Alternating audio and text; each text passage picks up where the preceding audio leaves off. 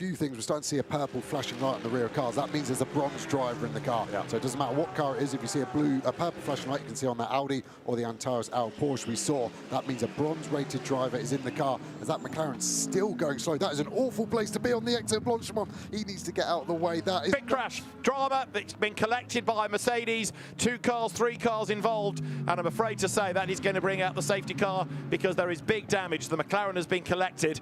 It was a brake issue, we understand, for Alessio Rivera. There's a yellow flag in Sector 3, but you were calling that as being in an awkward place. And I'm afraid that the CSA Racing McLaren has been collected. There's debris all over the racetrack, and so we anticipate the race to be neutralised. Well, number 9 got away, thankfully. There's a full course yellow coming to slow everybody down. I think the Porsche of Laurin Heinrich is one of the cars that has been eliminated in all of that, and there are others. We'll count them across the line. But, yeah, Heinrich has definitely been involved, and the full course yellow now is called. And this is going to be a long full course yellow, and it will go to safety car, surely.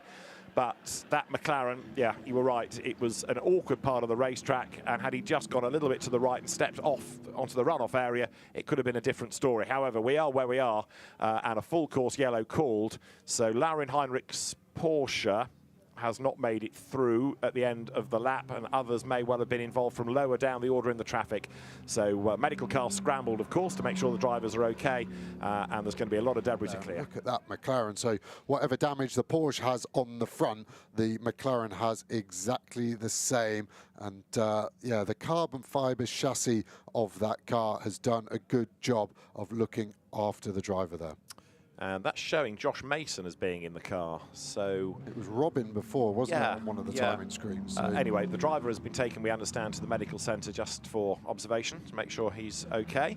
But that was a car on a very slow lap. Just to remind you, it had been limping round for much of the lap, trying to stay offline.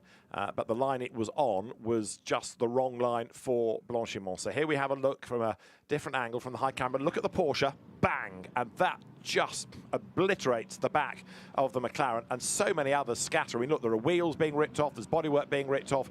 The Porsche is utterly destroyed, and Laurin Heinrich is a lucky man that he was in such a strong car. You can see the amount of debris on the road. This is the view from onboard number 4 coming into what looks like a war zone, with bodywork everywhere, with wheels bouncing, and Laurin Heinrich having to hope that just sort of gravity stopped the car from getting to the chicane, because by that stage there was nothing to do on a brake pedal. The marshal rather hopefully puts his thumb up to say, "You okay?" And Laurin Heinrich is okay, whereas the Schumacher CLRT squad know that it's an early finish. Yeah, I mean, the only positive I can take from it is you're going to DNF in a 24-hour race, do it early, so at least you can go to the bar. Let's have another look at this then. So you're going to see the yellow Merc pop out the way, and then the black Porsche has no vision of it, maybe a half a second on the brakes. The bodywork flies everywhere. That McLaren completely destroyed, maybe even more damage on that than the Porsche that hit it. And the marshal's now hooked up and ready to recover it and take it to a local recycling centre.